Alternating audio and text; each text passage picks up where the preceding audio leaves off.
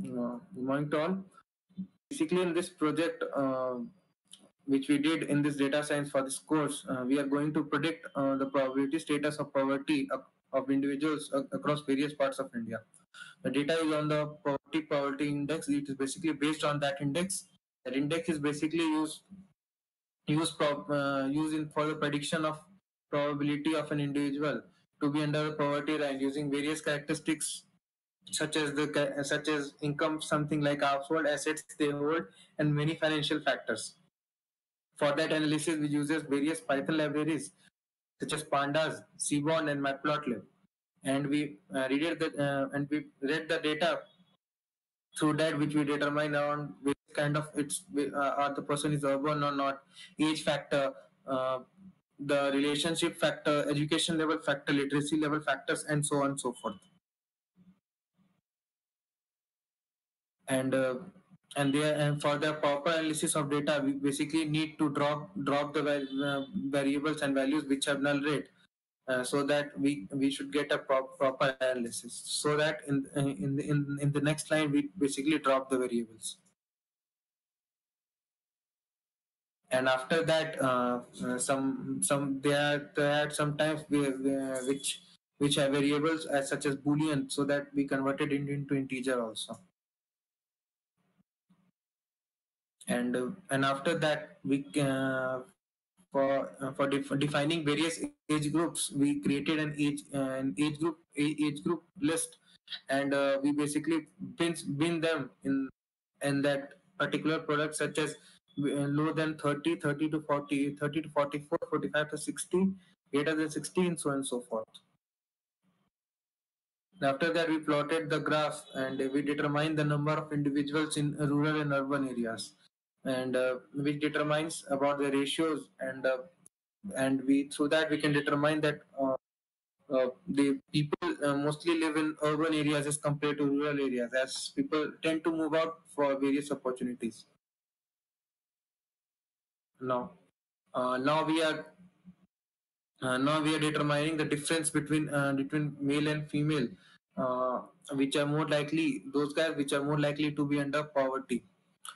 In this case, in the city scenario, we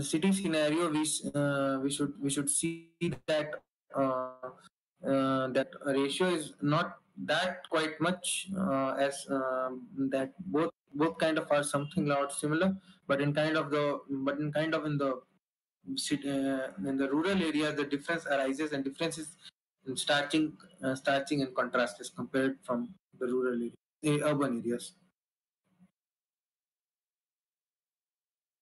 and and now that we determine the literacy, as you can see that in the urban areas people are more literate as compared to rural areas, and through that we should determine that how kind of literacy is impactable for the poverty rate. As you can see in the as you can see that it seems that literacy is not likely to be proportional, but in the large case, and in the large case of factors, except some kind of cases, literacy is some kind of responsible for some kind of poverty. And we should determine now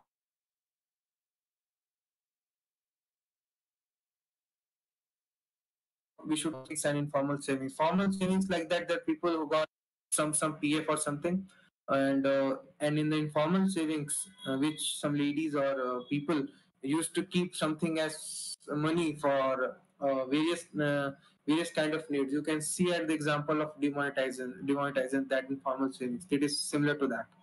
And now we should see the category of employment in the sectors which is more likely to be under poverty.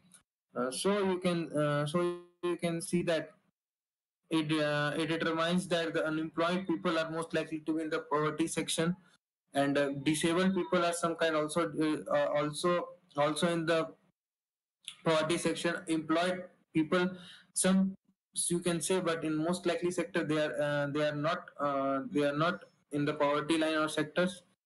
And other various people such as housewife or student, they are in the mixed sort of scam actually. Like some people some people have less money, some have not. And it here determines what kind of education level and what kind of determines, like higher education seems more likely, very more likely to have a low poverty levels, high non poverty levels. And as you can steep down, you can see that the people who have low education level are mostly poor, and people who have higher education level are most, some rich, some exceptions are there as always. Yeah, and here it determines that how much kind of loan or something like people borrowed for various kind of things such as emergency, or for for daily expenses such as loan or something, and various kind of home loans or etc. Here we should determine that if you got through if you got through urban areas, the people who borrow some kind of more amount is in the basically in the poorer section, as compared in the rural area. This kind of borrowment is some kind of low. It's basically in the same ratio. Now basically we determine the relationship between age and poverty. As you can see that, uh, as you can uh, as you can see that in the 30 years of 30 years and less than 30 years of group, it's in a mixed bag. And most likely the most unemployed people are is in that sector only. And this kind of steep slow, and more and after that, then the 60 age of group, they have lesser poverty level. And here you can see the impact on of age on poverty.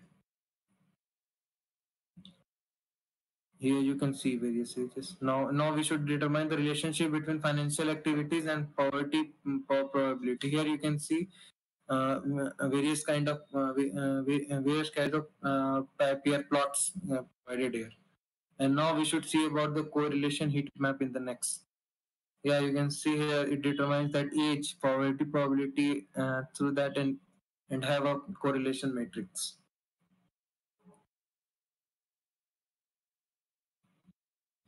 Here you can see that what kind of past financial activities people did, and their particular probability of poverty and their correlation matrix as provided below. Here we should conclude that the answer, various answer, that like urban individuals are most likely present than rural individuals, as compared to better accommodation, and people have more resources for various kind of activities. Uh, Urban for individuals who are not literate are most likely to win the poorer section, as compared to people who are more literate. Like urban people which have resources are not likely to win the poorer sections. Individuals who are employed, have employment, are most likely to be not on the in the sections. And uh, and those and those which have self employment are in the mixed bag of poverty line and non-poverty line. Rural households have more kind of savings as compare have informal savings, as urban household have more formal savings. Among those who save education level, which have 1.0 2.0, are most likely to have more savings as compared to others. Thank you. Thank you. And here